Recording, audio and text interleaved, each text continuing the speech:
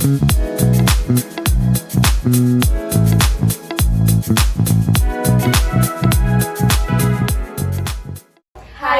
Sobat Asis, kembali lagi bersama saya Alisa Bakri dan partner saya Nurhaini Arma. Jadi di sini kita kedatangan narasumber yang keren banget. Boleh perkenalkan diri dulu?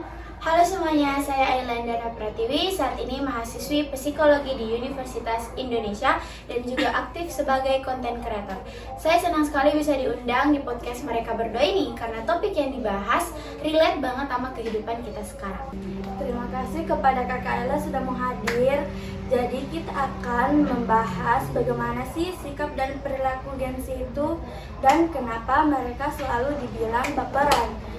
Karena mereka juga selalu dibilang generasi yang vokal. Nah, langsung saja kita masuk ke topik-topik pertanyaannya. Nah, sebelum kita lanjut ke pertanyaan-pertanyaan inti, aku mau nanya dong, apa sih Gen Z itu? Jadi Gen Z itu biasanya lahir antara tahun 1997 sampai 2012. Mereka ini tumbuh di era digital, makanya dari kecil udah kenal yang namanya teknologi. Jadi generasi ini dikenal sebagai generasi paling melek teknologi. Kalau dibandingin sama milenial, apakah gaya hidupnya sangat berbeda? Ya, beda jauh. Milenial lebih identik sama kerja keras terus, sedangkan Gen Z lebih suka kerja yang seimbang antara kerja dan waktu pribadi. Mereka itu idealis, makanya suka kerja dengan passionnya sendiri.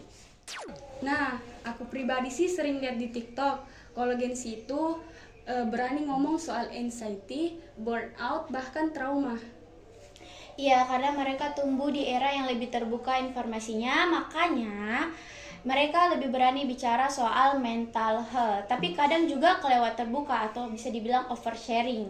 Sampai-sampai mereka tuh curhat di media sosial. Dan kerja banyak juga yang berubah ya. Bahkan banyak yang lebih pilih freelance, kerja dari rumah, bahkan buka bisnis kecil-kecilan. Betul sekali, mereka nggak cuma cari gaji, tapi juga cari kenyamanan pada saat mereka bekerja. Tapi lucunya, mereka kalau ngobrol di media sosial, dia tuh aktif banget. Tapi kalau mereka ngobrol secara langsung, kadang tuh mereka kaku, bahkan canggung. Itu karena terlalu sering komunikasinya secara online. Jadi, interaksi langsungnya kurang, makanya ada rasa canggung dan tidak terbiasa. Saya sering dengar kalau Gen Z itu selalu dibilangi baperan atau mudah tersinggung. Padahal sebenarnya mereka berani speak up nggak sih? Betul, mereka punya empati tinggi dan sadar batasan personal, tapi karena itu juga mereka gampang tersinggung kalau merasa dilanggar. Nah, emang benar Gen Z itu bisa suka sama satu hal, tapi seminggu kemudian dia udah ganti hobi. Iya, karena sudah terbiasa dengan informasi yang serba cepat, tapi karena itu juga mereka menjadi lebih kreatif dan sering muncul ide-ide yang baru.